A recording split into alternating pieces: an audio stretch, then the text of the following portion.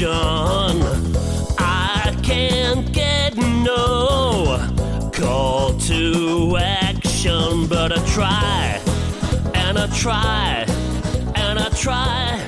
Hello and welcome to Call to Action, the go-to podcast for anyone trying to make sense of the world of marketing, business and beyond. In an industry that is a minefield of utter bollocks, we aim to capture our heroes and allies from the front line to have a chinwag with. It's like Pokemon Go, with the single but vital exception that it's not a short-term bandwagon of shite. It's brought to you by Gasp, and I'm Giles Edwards. This week, we bought a big calculator, rented Goodwill Hunting, and impossibly got all of Pi tattooed on our legs, all in a bid to appear mathematically competent enough to talk with Marcus de Sautoy, one of the planet's niftiest number crunchers. Professor in mathematics, fellow of the Royal Society, and Simonyi, a professor for the public understanding of science at Oxford University, Marcus was even named by Esquire magazine as one of Britain's most influential people, proving what can happen if you don't squander your Year 9 maths lessons writing boobless on your calculator. Positively loaded down with accolades, prizes and general acclaim, Marcus has received an OBE, the London Mathematical Society Zeeman Medal, the Royal Society's Faraday Prize for Excellence in Communicating Science, and so many other awards that number dumbos like us simply don't have enough fingers to keep track. You've quite likely encountered Marcus at some point already, either through his widely acclaimed books, his many contributions to national newspapers, or his involvement in a number of science and mathematical TV shows, including Mind Games, The Story of Maths, The Code, and so many more. Marcus says mathematics has beauty and romance. It's not a boring place to be, the mathematical world. It's an extraordinary place. It's worth spending time there. Welcome to the show, Marcus. Thanks for having me on. Right, let's start with 7, prime number. Very good. Fire questions. Richard Dawkins or Stephen Hawkins? Stephen Hawking. Prime or Fibonacci? Oh, Prime. Prime. Real Madrid's Galacticos or Recreativo FC? Oh, Recreativo FC. You're finding these too easy. Mathematics as secret artists or artists as secret mathematicians? Secret artist. Mathematician as secret artist. Nice, love it. This one's both ridiculous and unfair. 41 and 43 or Ina and Magali? That's really unfair. You're not allowed to do that. Okay, let's move on. Do I go for 42, the life meaning of life, the universe and everything, and split the difference? Bees or cicadas? All cicadas, every time. Yes. Yeah. And my then desert lastly, island insect. Yes, your desert island insect. I love that. Lastly, Dennis Bergkamp or Freddie Ljungberg? Oh, that's also quite tricky. But I think I have to go for Freddie Ljungberg because that was the name of my cat at the time. Who's eaten more mice, Dennis Bergkamp or Freddie Ljungberg? There's a question. Oh, Marcus, honestly, just to reiterate, I'm so appreciative of you joining us. No, I'm excited by the journey we're going to go on. So yeah, absolutely. So as you know, we tend to ask our guests to kind of unpack their early life and talk about first jobs and what they regard to be first proper jobs. As I said to you pre-recording, you followed what I certainly would regard to be a fairly classic academic trajectory, which isn't to suggest it isn't overwhelmingly impressive. So can you share with our listeners your kind of early years and how you found yourself where you do today? Well, first of all, you see, I think many people would think, oh my gosh, mathematician, he must have been born babbling numbers and, as you said, pi to many decimal places. And that certainly wasn't the case for me. I mean, I only really fell in love with mathematics when I went up to my comprehensive school, and I had a teacher when I was 12 or 13 who took me aside and he obviously recognized something in the way I was thinking. He recommended a couple of books for me that he thought would kind of open up kind of world of what mathematics is about. And as you said in your introduction, it's kind of interesting because you said, we brought a calculator along. And for me, I'm not a number cruncher. I'm really terrible at numbers. And so in primary school, I really wasn't interested in multiplication tables or anything like this. So for me, mathematics is really about, patterns and structure, and is less about number and calculation. And this is what I think my teacher kind of opened up, that mathematics is this kind of amazing language. I was at the time aspiring to join the Foreign Office because my mum had been in the Foreign Office and I thought she'd been a spy. So I was kind of trying to learn languages, but I actually found languages very frustrating because there were lots of irregular verbs and strange spellings. And I've got a terrible memory. I needed a kind of internal logic. And in a way, this teacher unlocked mathematics as an amazing language for the world of science, understanding where we come from, where we're going to go next. And it was also a language which, although it has kind of strange twists and turns, everything has a kind of logical sense to it. So I was very lucky for that to be the moment when I kind of sort of started to set my sights on, I think I'd like to be a mathematician, because I started to kind of understand what that was. And so I suppose, from that moment, I was kind of like, okay, what does that mean? What do I have to do? I want to write my own stories in this kind of language. And, I grew up in Oxfordshire, so I was going up to Oxford a lot as a kid at school to do music. So music was very much another important part of my life. And I could easily have gone kind of the musical route because I was learning the trumpet. I thought of going to music college, but I'm actually very lazy at heart. And to play an instrument, you got to practice like so many hours a day. But to do mathematics, you can kind of like sit and contemplate the world and then suddenly have a moment of inspiration, which launches you into kind of in a new direction. So yeah, as you say, I went a fairly classical route in some sense. I did an undergraduate degree in Oxford in mathematics. I stayed on to do my DPhil. We call them DPhils in Oxford rather than PhDs. And, then I went on and got my first postdoc, which was in London. And so I suppose I did go fairly classical in the sense, I got postdocs. I then got my an amazing research fellowship from the Royal Society, which allowed me freedom to, actually, the weird thing is I don't feel I ever have had a job. Okay. Because I just find like, this is really bizarre. People are paying me for what I love to do, which is just to think about mathematics. So for me, this has never had that kind of quality of being a kind of job that I have to slave at. I mean, I love going to my desk in the morning and just escaping into the world of mathematics. I suppose the kind of unexpected side of my kind of employment trajectory was, I suppose I wanted to join the Foreign Office because I love the idea of traveling the world, and finding out about other countries. And I thought choosing in the mathematical route, I might lose that.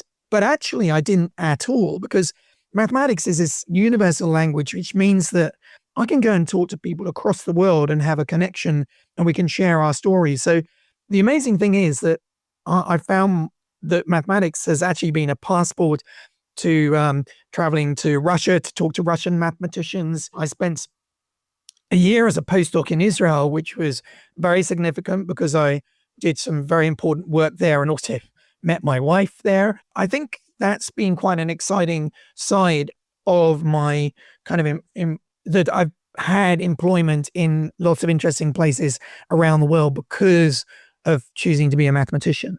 Yeah. Well, that makes a lot of sense. That's really interesting too. And aside from hopefully not blowing your mum's cover as a spy, I do like, and it almost feels like the dream, right? Regardless of career or whether you follow a more academic route, it's nice to hear someone talk about a passion and a love that's kind of been the catalyst for the direction they've taken in their career. And I wonder if, and I don't know if this is accurate, but I wonder if lots of people wouldn't necessarily have a maths teacher early on in their career who didn't make it all about numbers and number crunchers and did allow it to kind of reveal the language that you talk about as mathematics being. Yeah.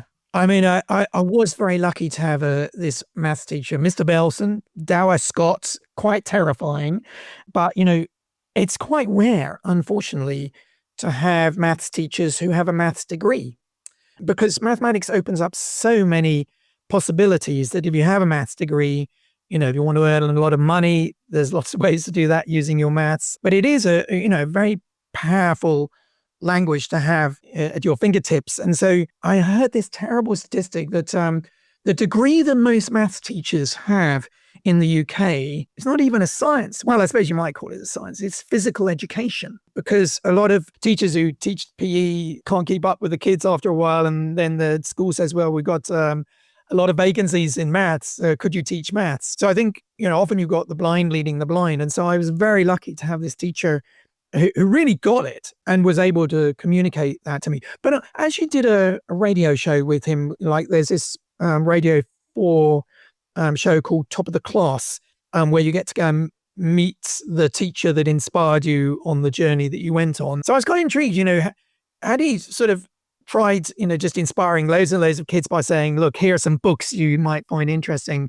And he said, no, I only ever did it with you. And I said, well, why did you pick me out of the class? I mean, there were lots of good kids in our class. And he said, I could see that you were responding to abstract thinking. And I knew the world of mathematics was somewhere that you would enjoy spending your life. And he was so true. I mean, I just love going into this very abstract world. I love sciences, but in a way, science is very attached to the physical universe that we have around us. And I love, and I suppose this is what we're probably going to get into as well, is that there's a creative side to mathematics where you can create worlds that don't have any physical reality to them. And so for me, I suppose, at school, I was falling in love with the world of science, being exposed to that for the first time, but also, the creative arts. I was learning the trumpet. I was doing a lot of theatre. I love that side of education as well. And so for me, mathematics was this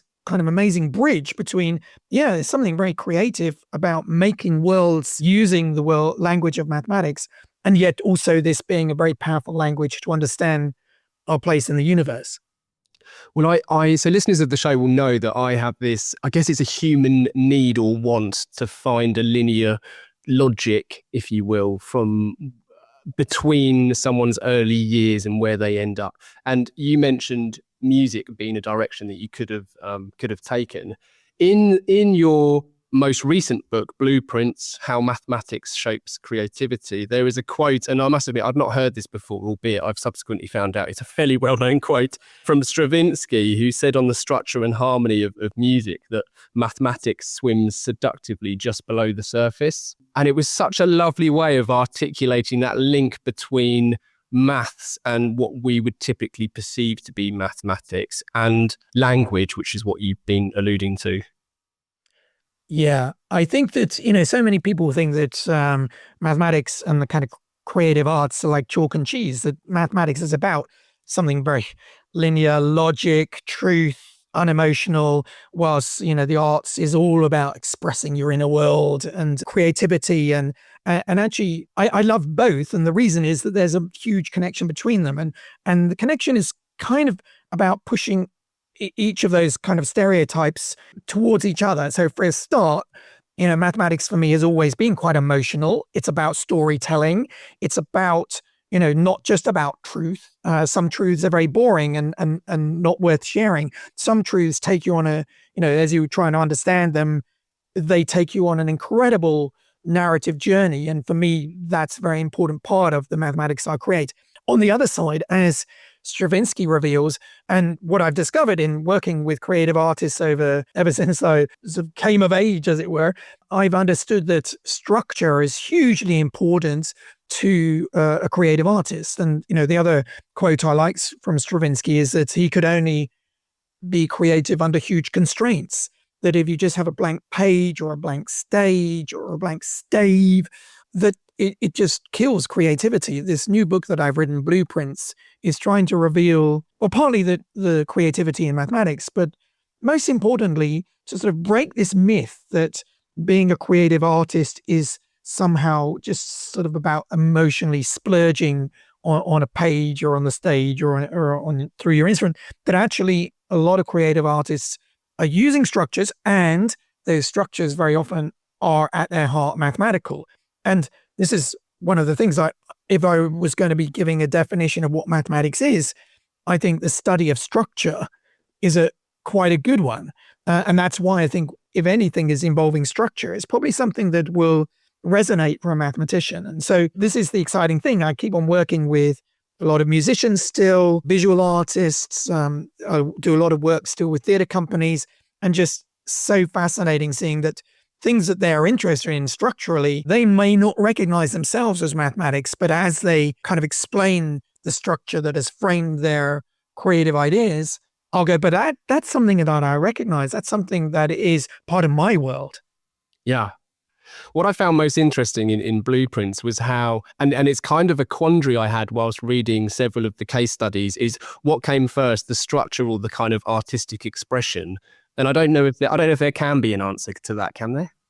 That's really interesting, because it was a theme which ran throughout the book. Is the idea is somebody understanding an interesting structure and then that being an inspiration for their creativity? And there's certainly examples of that. I mean, I would say, Le Corbusier, for example, he was understanding how Fibonacci numbers and golden ratios were a powerful tool for the kind of measurements he wanted to use in his architecture.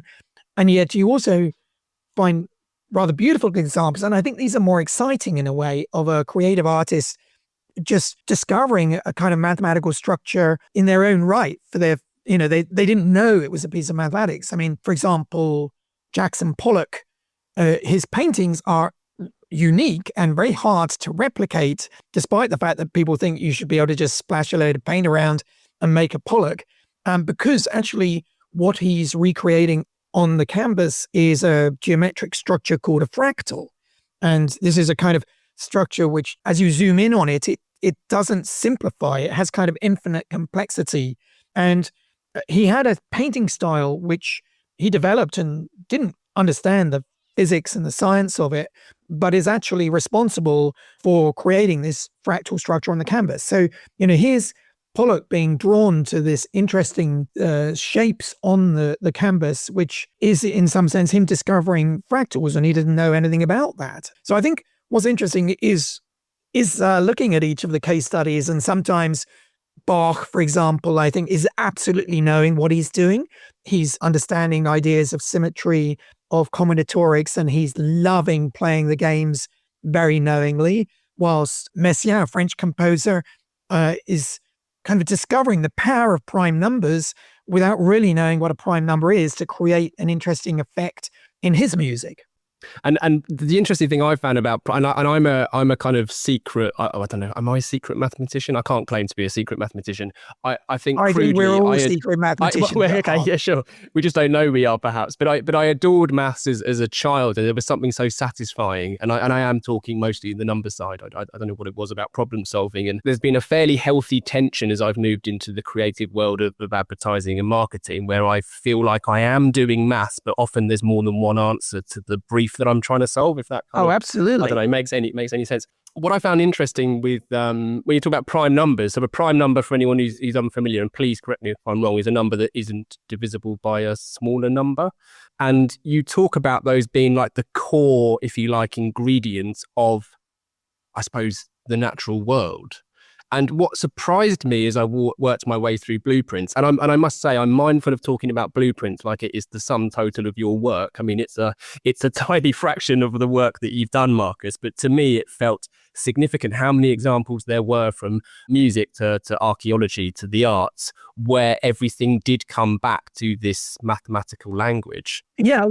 All of this goes back to the idea that mathematics is actually embedded there already in nature. That's the point, that as a species, we're all trying to find our way through, navigate the universe, our place in the world around us. And so I think that, for me, mathematics reveals quite a lot. As you say, prime numbers are the basis of all numbers. Every number is build out of multiplying primes together, and then number is so significant in sort of understanding the world of science, and from science you get the universe. But I think artists in their turn are responding to the natural world around them, and either finding, maybe it's a musical language, maybe it's a visual language, or words that are their way of understanding the place in the universe. I mean, I think it's lovely. One of my favorite kind of writers is Borges, Argentinian short story writer. And, he was just fascinated in his reading, beginning of the 20th century, about the idea of four-dimensional space that was emerging through ideas of Einstein and others.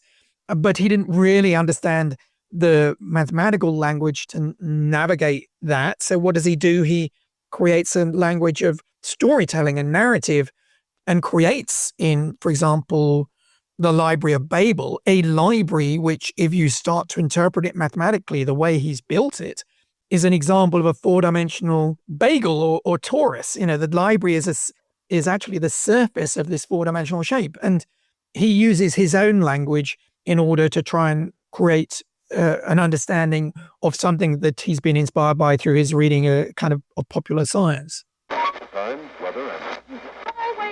We interrupt this podcast to announce that we will never interrupt this podcast with ads. Ads that awkwardly nudge you to contact the pod's host, Giles Edwards. Only last week, some pod listening companies did just that, calling for guidance on building a funnel, but we're not asking you to do that. Nope. Anyway, back to the show. Do you have a favourite case study, if you like, from the book? Can I tell you mine, actually? What's yours? Mine was just the cicadas, the story of the cicadas emerging every, how many years? Always a prime number, right? 17 years and 13 years. You asked in your opening 7 questions, bees or cicadas. Bees, it was a good little choice because bees are, incredibly mathematical. They have the hexagonal beehive, that's quite sophisticated to build hexagons rather than like squares or triangles. They do this waggle dance, which is a kind of trigonometric coding of what direction to fly off in order to find, where the best food is. And they're communicating that. So the bee is, certainly number 2 on my list of wonderful mathematical insects. But I think, this life cycle of the cicada they're only found in North America, but it is truly bizarre. That they hide underground for 17 years doing absolutely nothing. Then, on the 17th year, they emerge into the forest. There are millions of these cicadas. The sound of the forest. We went filming with the Code, which I did with the BBC. We actually went to Nashville and filmed a 13-year cycle emerging, and it was truly amazing. But, to talk to people locally in Nashville, and they said, wow, yeah, I was a kid when these appeared last time at school 13 years ago. And now they're serving in us breakfast 13 years later. What's amazing is that's really weird. There's no 12, 14, 15, 16, 18-year cicadas, only these prime numbers. First of all, how do they count to 13 or 17 is pretty amazing. There's nothing in the natural cycle which helps them. We think that what they're doing is they've got a kind of like little bucket in the grub, and each season kind of fills that bucket with a bit of sap. And so once it's had 17 seasons, somehow it kicks it into the emerging from the ground. But why 13 and 17, these primes?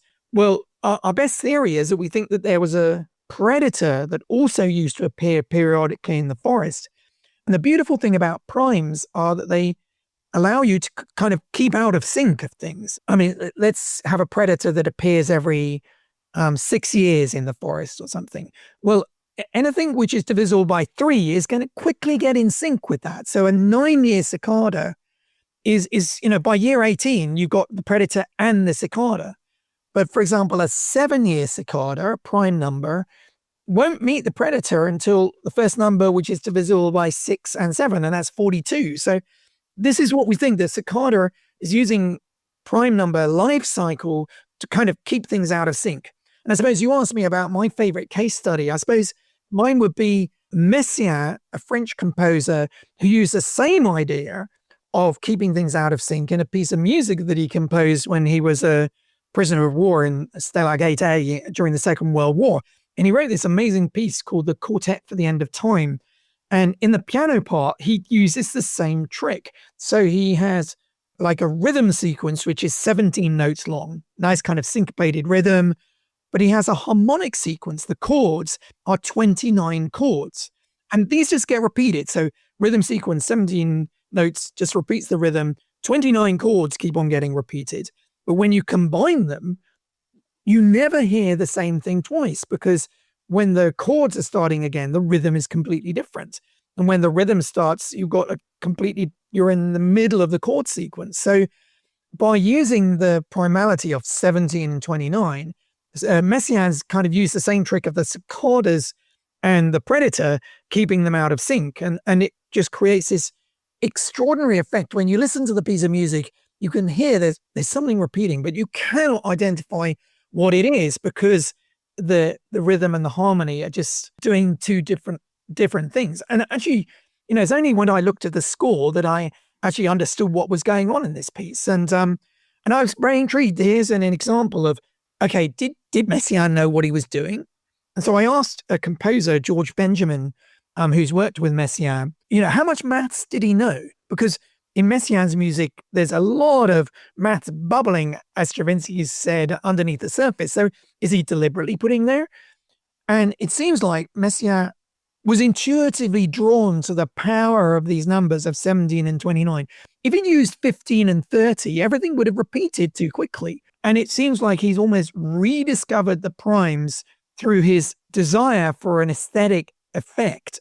And for me, that's what's so beautiful. And actually, the book reveals quite a few times when it's the artists who discovered structures way before the mathematicians realized that they were significant.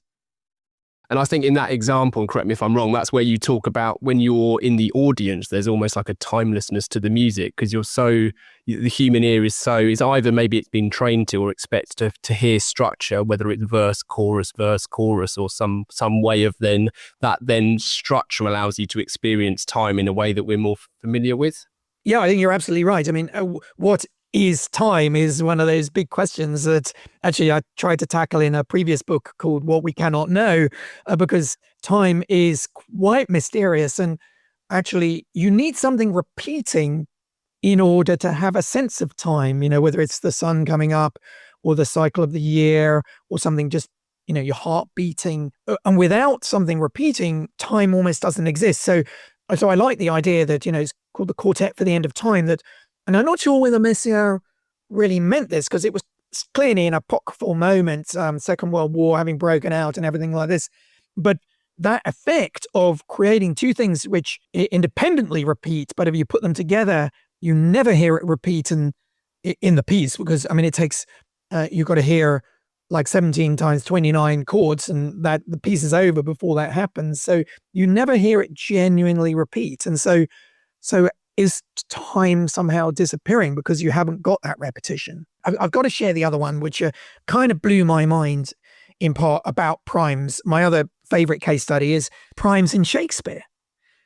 Because, we all regard, that one, when I learned about this actually from the English tutor in New College, I sat next to him at lunch, and I've been given this brief to do a talk about Shakespeare and maths. And I was like, oh my gosh, I don't think I don't know anything about Shakespeare and maths. And he said, no, there's really interesting stuff going on in Shakespeare that people are unaware of, which is very mathematical at heart. We see Shakespeare as a wordsmith, but actually he was very sensitive to number as well. I suppose poetry naturally, of course, has pattern and rhythm and a number in it, but the way that Shakespeare uses it is, I think, mind-blowing. So, we all know that Shakespeare comes in iambic pentameter, which is like 10 syllables, 5 groups of 2, short, long. But when he wants to do something slightly unusual and wake you up, because you can get lulled in kind of a sense of that kind of groups of 10, he mixes it up and uses prime numbers. So, what's the most famous line in Shakespeare? To be or not to be, that is the question. It's 11 syllables. And what I love about that is you're expecting the kind of usual 10 rhythm, blah, blah, blah, blah. And then suddenly there's this extra beat and you suddenly woken up and you take notice of what's about to be said. And the other beautiful example of Shakespeare using primes is whenever there's magic afoot. So in Midsummer Night's Dream, when Puck is administering the magic potion to make the lovers fall in love with each other, he goes down to 7 syllables. So 7 was a very significant number for whenever there's magic, like when the witches at the beginning of Macbeth, when shall we three meet again, is 7 syllables. So it's almost like Shakespeare's using this as a code to indicate kind of hidden meaning within his plays. I really like that example, especially whilst I was reading the book, because I was trying to find for my own gains parallels with our industry, right? And we talk a lot about something that's called the von Restorff effect. And the best example albeit a fairly crude example, is if you Google the Scottish thrash metal band Party Cannon and look at one of their festival posters, you will see that their logo is written in this almost Crayola type font, whereas most heavy metal bands have a fairly illegible logo. And von Restorff, she was a German psychologist, and she kind of coined this term to show how a distinctive item in an otherwise homogeneous list of items, so for example, blue, green, yellow, 17, grey, black, so the number 17 kind of being distinct from the other words in that example as a set, is significantly more likely to be recalled. So in advertising sense, the more you stand out and are distinct from your competition, the more chance there is someone will both notice you and then subsequently recall you. Now that doesn't really sound surprising, but it's amazing when you do look at advertising how many brands kind of merge into a kind of same type aesthetic. And I think Shakespeare, having that example you gave where there's an existing pattern and then he breaks it to kind of have that element of surprise and that effectiveness is perhaps one where there's a similarity. Yeah, another definition I would give of mathematics is that it's the science of patterns, and that's why I think that everybody is actually a mathematician, a secret mathematician at heart, because our brain's been developed through evolution to be very sensitive to pattern because it helps us to kind of predict the world around us. And so we are then super sensitive if the pattern suddenly breaks, because that is an indication of, okay, my model of the world isn't actually as I thought it was, and I need to kind of reassess. So I think that idea of setting up expectation and then breaking it, is playing to the kind of the mathematician in all of us. And I think, artists use it a lot. Shakespeare's using it there with the break from 10 to 11. But, Bach loves setting up expectations, which then he will suddenly break. And I mean, one of my favorite pieces of Bach is the Goldberg variations, which is, starts with this aria, then there are 30 variations, comes back to the same aria at the beginning. There's almost a circular structure in the whole piece. And there's a whole system of canons, which builds up with amazing kind of patterns to them. And it's so patterns that when you get to the 30th variation, you sort of think you know exactly what's going to happen. And then Bach calls it a quadlibet. It's a musical joke. So it completely breaks everything that you've heard up to that point. But it sort of is very powerfully accentuates how much structure there's been up to that point as well, that you then get this kind of break of the structure. So there's something truly mathematical at heart in what you've just described as the way that you can play with the brain and then make it wake up because suddenly the pattern's broken. Well, and I love the term a musical joke, because I was even going to suggest that you see it in comedy. The joke that's top of mind for me as we record this was although Dave hasn't officially done it this year, a comedian has kept the tradition of Edinburgh Fringe Joke of the Year alive. And the winning gag this year was, I had to visit the trauma unit last weekend. He prefers the term dad.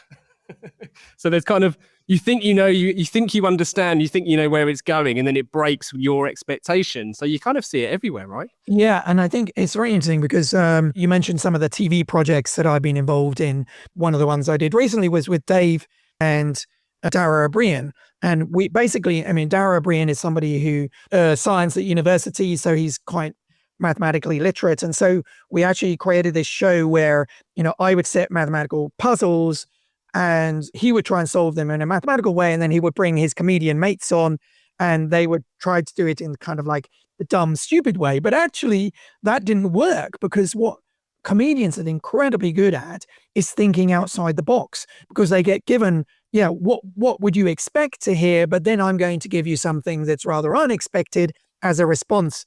So I set up expectations, and the comedy, you react because it doesn't hit your expectations. And so these comedians are just super good at solving puzzles, because, puzzle solving is often about thinking outside the box. I think we should have perhaps not brought the comedians on, because they were just too good at all this puzzle solving. I give lectures and I talk about mathematics. And early on, one of the surprises I got was I would often give a sequence of numbers and I'd ask them to, can you spot the pattern here? And, I'd start with some easy ones like Fibonacci numbers or triangular numbers, but then I would sort of do some to just show the unexpected nature of mathematics. That mathematics itself sometimes takes you on an interesting, surprising journey. And so I would give the sequence of numbers. They all thought they knew what was happening. And then I would give a kind of unexpected answer. And what surprised me the very first times I did this was how the audience then laughed. And it was as if I didn't expect it to be funny, but it perfectly captured what you just said, is that when they see something they're expecting, and then I throw them almost, a comedy line number, and they all laughed at the unexpected nature of this pattern. And I so wasn't expecting laughter as the response to this. I said, no, this is deadly serious. This is mathematics. How dare you laugh? Amazing. I've a friend of mine, Jake, he's a jazz musician. He once told me that he was taught at a young age that if he ever makes a mistake playing his instrument, to just keep making the same mistake again, and then it feels like it belongs. Yes, because then it becomes a pattern. Actually, we always were taught that, in the orchestra that I played with in Oxford when I was at school. He says, better wrong notes in the right place than right notes in the wrong place. Amazing. I'd love to get your kind of scientific and mathematical response to this. And you might be familiar already, but going back to the cicadas story about how they have survived through, I suppose, their unpredictability via prime numbers.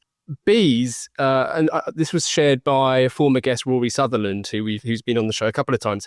He talked about how bees used to baffle evolutionary scientists because some bees seem to evolve to ignore the waggle dance that you mentioned. And the theory, I believe, is that it's so that they don't become overly reliant on a single food source, and they subsequently become like the R&D department where these bees go off to find new food sources.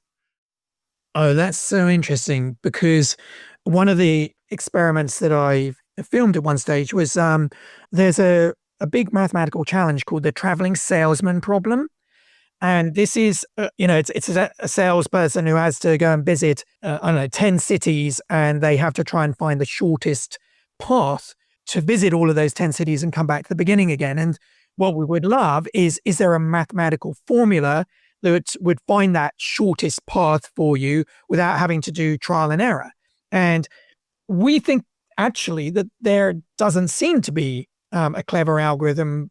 It seems to just require on doing trial and error. And so one of the interesting challenges was, okay, what if do bees have any insight into this? And so I did some filming with the BBC about an experiment that they'd set up like 10 different food sources, and they sent the bees off to see whether they could visit all 10 with, would they find the shortest path?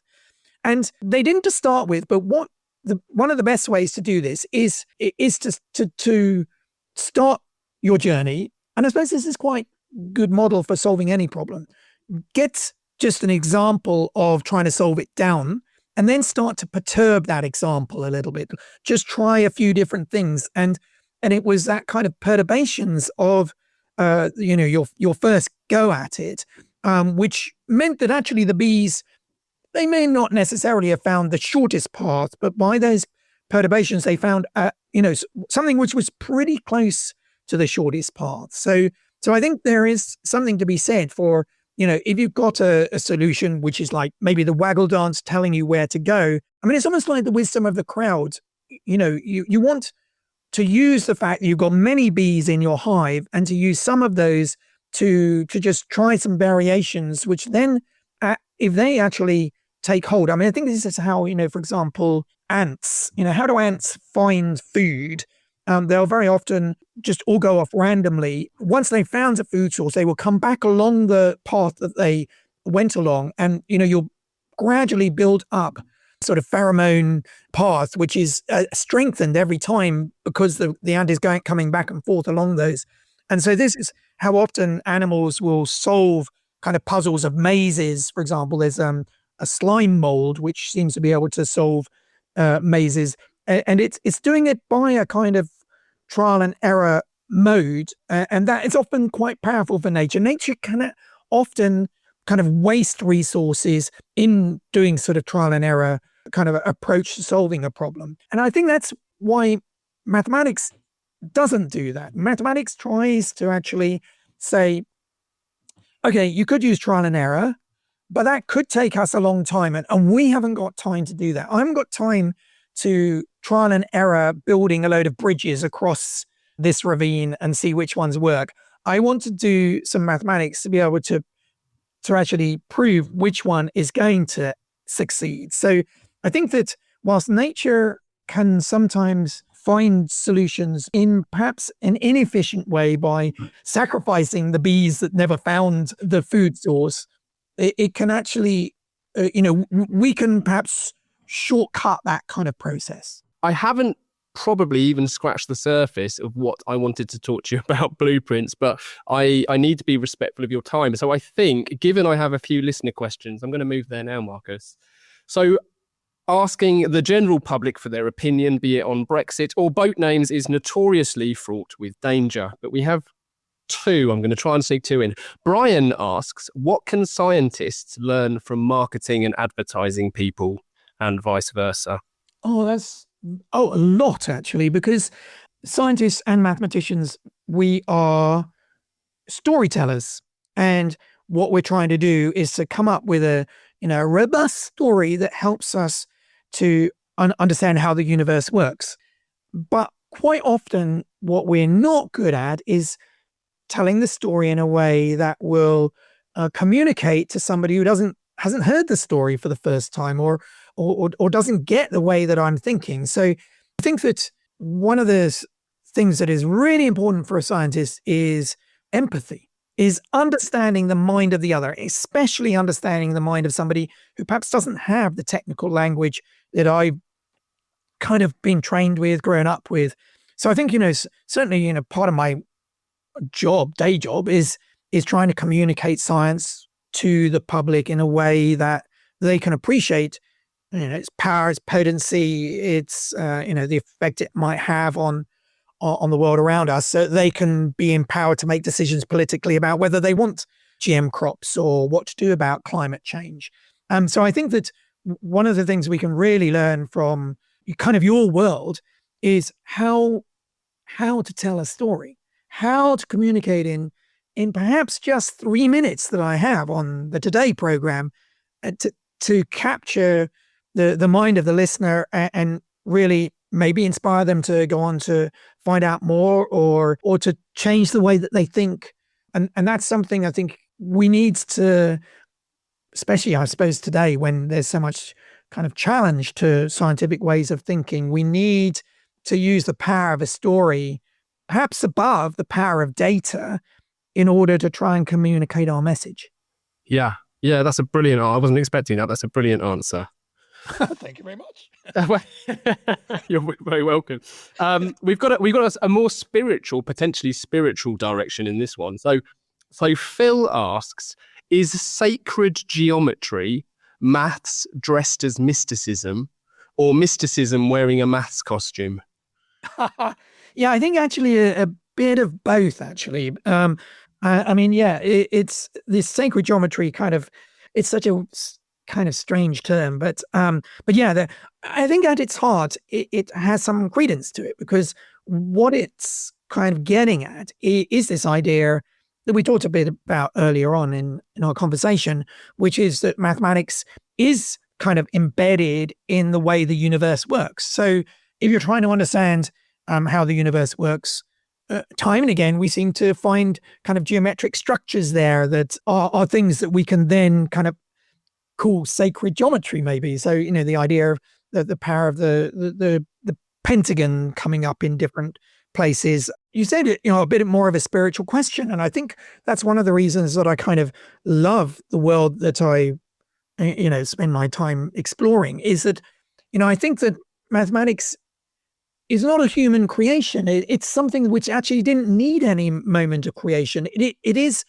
the structures that are possible, and that the natural world around us is a kind of, what we're seeing is a physicalized version of these structures. I mean, it goes back to Plato, the idea that there's this kind of abstract world, and what we see when we're sitting in the cave are the shadows of those abstract structures. So I think there is something to kind of this mystical ideas of sacred geometry. And it is about the fact that there is a lot of mathematics which helps us to explain the world.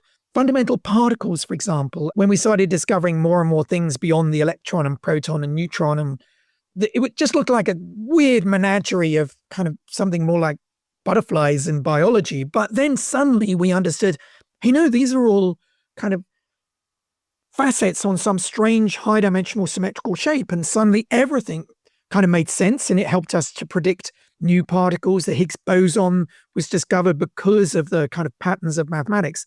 And so, that for me is a kind of almost sacred geometry, this weird symmetrical objects which help us to explain what the universe is made out of. I think there is something, but I think often there's this danger about pushing things too far, But I do think that at heart, we're living in a piece of mathematics. Yes. Yeah, I think that's probably the safest way of framing it, maybe. I don't know, safe is probably the wrong word, but I guess if you go on a search for meaning in any topic, any walk of life, whether it's, I don't know, astrology, music, football, if you dig deep enough, you will find, what you've kind of referred to as the component parts of the natural world, which is represented in kind of mathematics. It's close to the idea of numerology. And numerology, most scientists dismiss numerology as a complete load of bullshit. And in some ways, of course, they're right. But it actually captures at its heart the idea of, your passion for trying to understand some meaning in a sequence of numbers. Well, but that's how we do science. I think it's, if you remember Beautiful Mind, Nash, he starts seeing messages in newspaper articles and things like this, and the messages are completely meaningless. But he says, hold on, but I'm using the same ideas as the things which, led me to, huge discoveries. It's the same mindset that is telling me there are messages inside here. And that's why, numerology is about the mind's passion for searching for patterns. And I think the important thing, and sometimes the thing which gets missed, is that I think being a scientist requires almost a schizophrenic state of mind. You have to be incredibly open to crazy new ideas and to be just, accept it. Let's try something completely new and bizarre.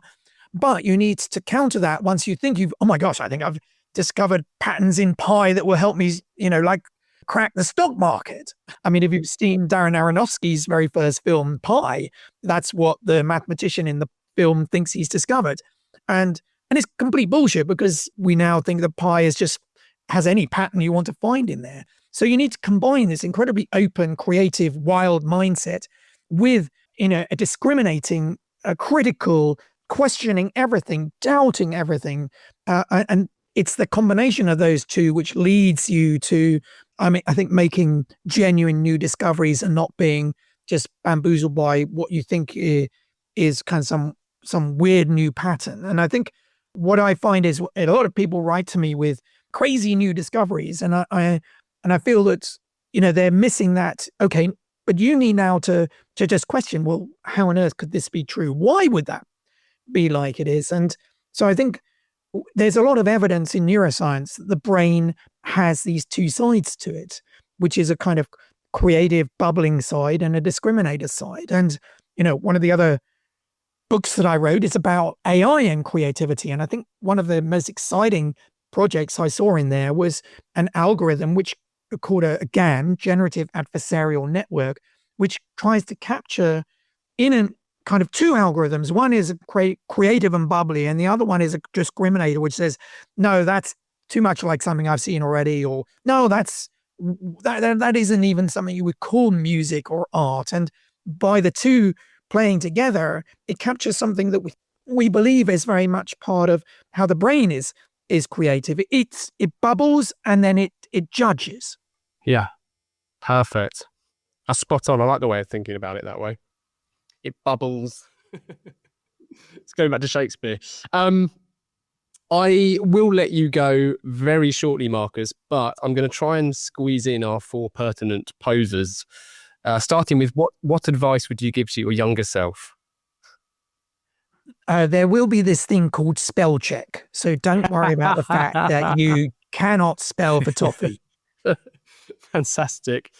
So this one is normally industry focused. You can kind of respond how you choose. If you could banish one thing from the industry, so I guess from your area, your walk of life, what would it be and why? Gosh, that's kind of tricky. You know what? I would ban prizes, because I think prizes distort things unnecessarily. Yeah, ban prizes. Fantastic.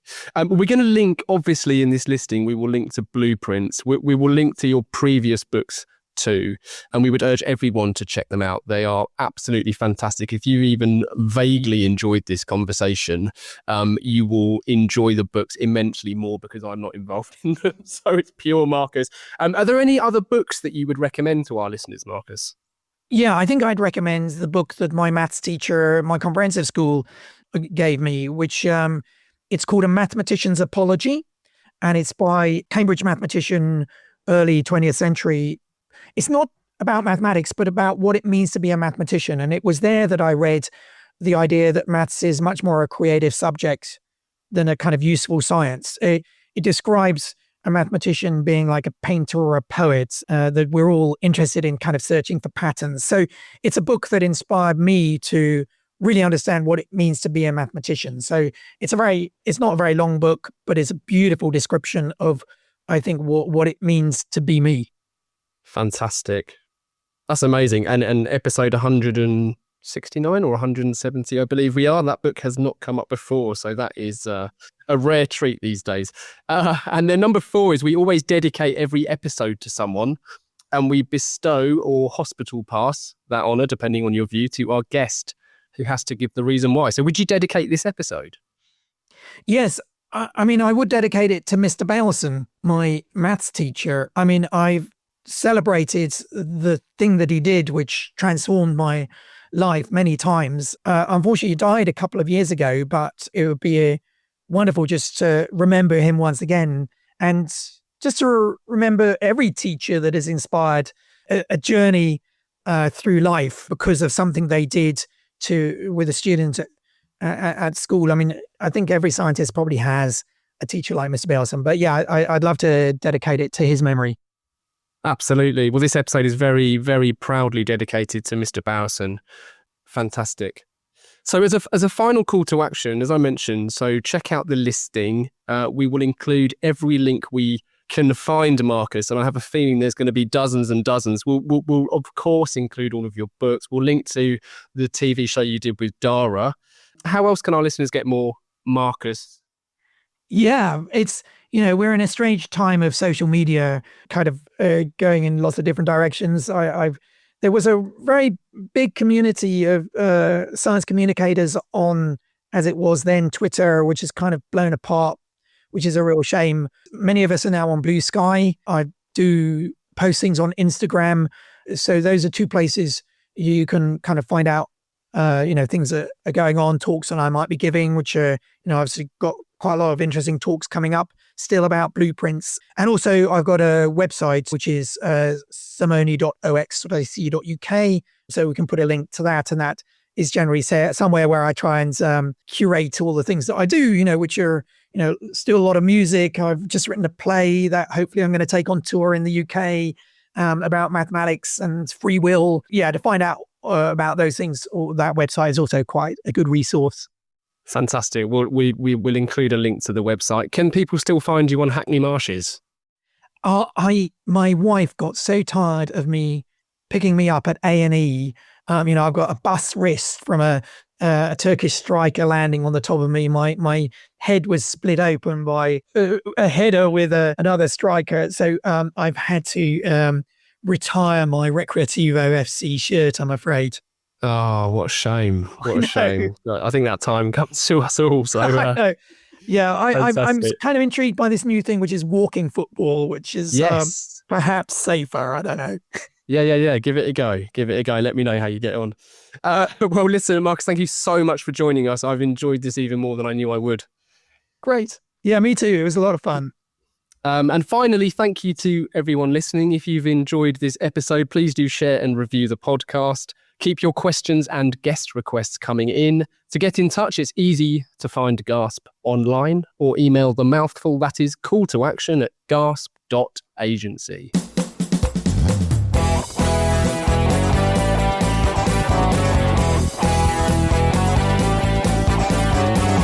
I can't get no call to action. I can't get no call to action, but I try, and I try, and I try, and I try.